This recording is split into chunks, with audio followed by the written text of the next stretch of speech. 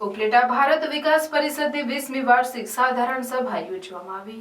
રાજકોટ જિલ્લાના ઉપલેટામાં ભારત વિકાસ પરિષદ દ્વારા 20મી વાર્ષિક સાધારણ સભા તેમજ વિદ્યાર્થી સન્માન સમારોહ પોરબંદર નેશનલ હાઈવે પર આવેલ યાદવ હોટલ ખાતે યોજવામાં આવ્યો હતો। આ વાર્ષિક સાધારણ સભામાં નવા પ્રમુખ સહિત અન્ય હોદ્દેદારોની વરણી કરવામાં આવી હતી। ભારત વિકાસ પરિષદના નવા હોદ્દેદારોમાં પ્રમુખ તરીકે બહાદુરભાઈ ડાંગર, સચિવ તરીકે વિમલભાઈ વ્યાસ, ખજાનચી તરીકે ભાર્ગવભાઈ તેમજ મહિલા સંયોજક તરીકે ધારાબેન કાછેલાની વરણી કરવામાં આવી હતી। વાર્ષિક સાધારણ સભાના કાર્યક્રમ અંતર્ગત વિદ્યાર્થીઓને પ્રોત્સાહિત કરવા માટે તેમનો સન્માન સમારોહ પણ યોજવામાં આવ્યો હતો, જેમાં ધોરણ 1 થી લઈ કોલેજ તેમજ વિવિધ ડિગ્રી સુધીના અભ્યાસ કરતા વિદ્યાર્થીઓને શિલ્ડ આપી સન્માનિત કરવામાં આવ્યા હતા। વિકાસ પરિષદની ઉપલેટા શાખાના તમારે જે પદ દીધું છે એ પદ બોલો। પ્રમુખ બોલે મંત્રી ખજાનચી। મારી પરિષદના આદર્શો ઉદ્દેશો।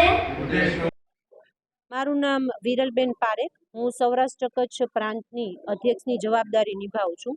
આજ રોજ ઉપલેટા શાખાની 20મી સાધારણ સભાનું આયોજન થયું, જેમાં નવા હોદ્દેદારોની વરણી થઈ છે। પહેલાના જે પ્રમુખ હતા ગિરીશભાઈ સિસંગિયા અને હવે નવા પ્રમુખ તરીકે બહાદુરભાઈ ડાંગરની વરણી થઈ છે। સચિવ તરીકે બિમલભાઈ વ્યાસ, ખજાનચી તરીકે ભાર્ગવભાઈ અને મહિલા સંયોજિકા તરીકે ધારાબેન કાછેલાની નિમણૂક થઈ છે અને ખૂબ બધી મોટી સંખ્યામાં સભ્યોની હાજરીમાં આખો કાર્યક્રમ સંપન્ન થયો છે। મારું નામ બહાદુર ડાંગર।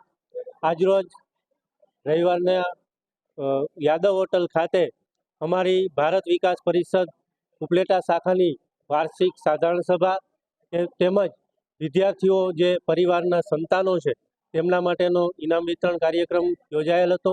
આ તકે પ્રાંતના અધ્યક્ષ શ્રી વિરલબેન પારેખ અને ટ્રસ્ટી વિઠ્ઠલભાઈ કોરડિયા તથા દાતાશ્રીઓ, અમારા ટ્રસ્ટીશ્રીઓ અને બહોળી સંખ્યામાં અમારા સભ્ય પરિવારના સભ્યો હાજર હતા। આ તકે ધોરણ 1 થી લઈ અને ડિગ્રી કક્ષા સુધીના બાળકોને શિલ્ડ અને ગિફ્ટ આપી અને સન્માનિત કરવામાં આવ્યા હતા।